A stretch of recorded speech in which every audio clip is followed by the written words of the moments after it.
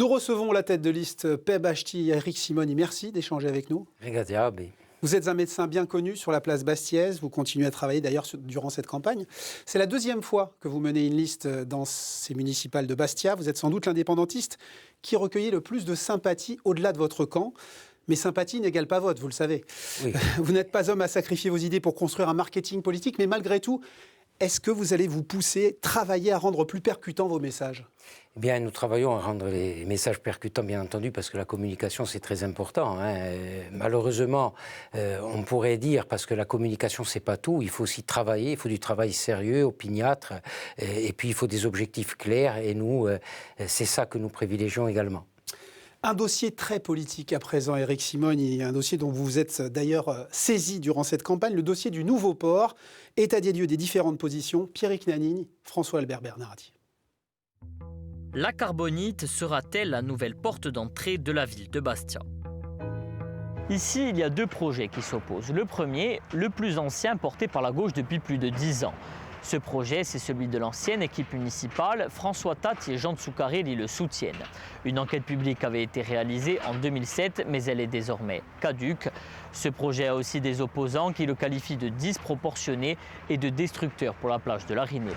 Autre projet, 300 mètres au nord et plus petit, c'est la proposition de Gilles Simeoni, le président de l'exécutif. Baptisé Portuno, ce projet de port se veut plus écologique avec des digues flottantes qui préserveraient la plage de la Rinella et un bassin plus réduit.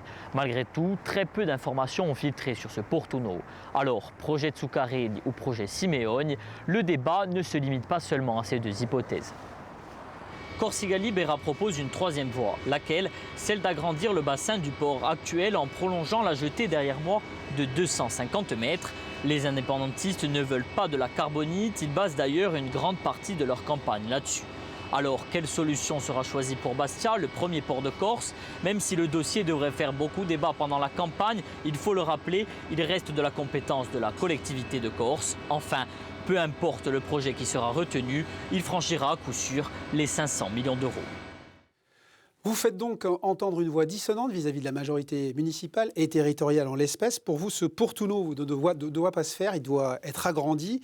Est-ce que vous avez l'assurance technique de la faisabilité de cet agrandissement ?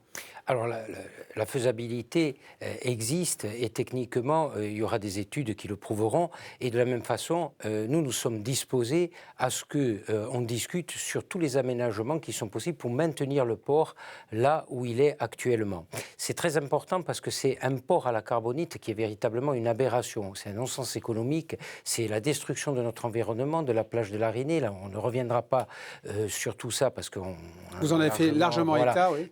Nous avons eu des études scientifiques qui ont corroboré tout ce que nous disions. Et ce que je voudrais quand même souligner, c'est qu'effectivement, c'est un sujet qui n'appartient pas qu'à la municipalité bastiaise, mais nous avons des relais à l'Assemblée de Corse qui ont déposé des amendements pour que notre projet soit étudié. Et ce projet, c'est celui qui sera validé, ce sera celui qui sauvera Bastia. Vous qui appeliez de vos vœux l'union avec la majorité municipale, comment avez-vous gommé ce schisme ? Eh bien, nous pensons qu'actuellement, il y a beaucoup de gens qui sont dans l'indécision et dans la procrastination par rapport à ce sujet. Nous disons, aujourd'hui, il faut donner la bonne orientation. Il faut écarter à tout prix le mauvais projet, qui est un projet nuisible, à la fois pour le centre-ville, pour la Rinella, et puis par rapport à tout ce qu'on a pu développer, qu'on continuera à développer pendant la campagne. Et nous pèserons de tout notre poids. Il faut que les Bastiais Vous voulez encore convaincre Pierre Savelli et sa majorité ? Il faut que les Bastiais sachent que nous sommes la seule chance pour que ce projet ne se fasse pas. Ceci nous permet d'envisager à présent l'élection proprement dite. La personnalité de Charles Pierre et Éric Simoni, il fait toujours débat, on n'élude donc pas la question. Charles Pierre est un militant historique, membre de l'exécutif de Corsica Libera, ça c'est établi, mais son image suscite toujours la controverse, y compris dans votre électorat potentiel. Charles Pierre, qui pèse toujours politiquement, notamment à Loubine, où peut se jouer l'élection. En bref, est-ce que vous considérez que c'est un plus ou un moins pour vous ?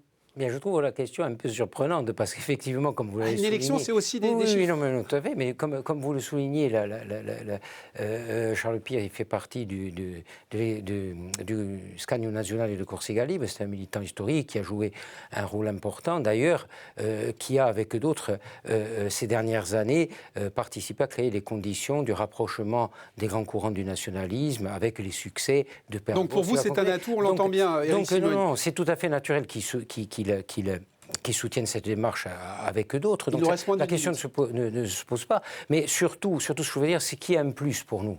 C'est que nous sommes un courant qui ne renonçons à aucun de nos objectifs et qui ne renieront jamais aucune de nos solidarités. Cette élection, Éric Simon, elle sera jugée aussi à l'aune de votre match avec les autres indépendantistes de Cory Front.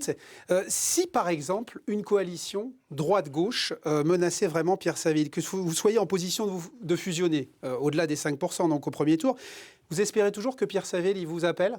Nous, en fait, nous pensons qu'il n'y a pas de match véritablement. Ce que nous pensons, c'est qu'il y a une offre plurielle. Ça plaît ou ça plaît pas, mais chacun doit faire ce qu'il faut pour convaincre que son option est la bonne. Nous sommes pour valider ce que le peuple corse a validé lui-même. D'accord. Si Pierre Saville vous appelle dans l'entre-deux tours, vous fusionnez ou pas ? Ce que nous voulons faire, c'est confronter les projets et voir en quoi ils sont compatibles. Et surtout que les engagements de paix à Gourse, qui ont été pris devant le peuple, soient respectés.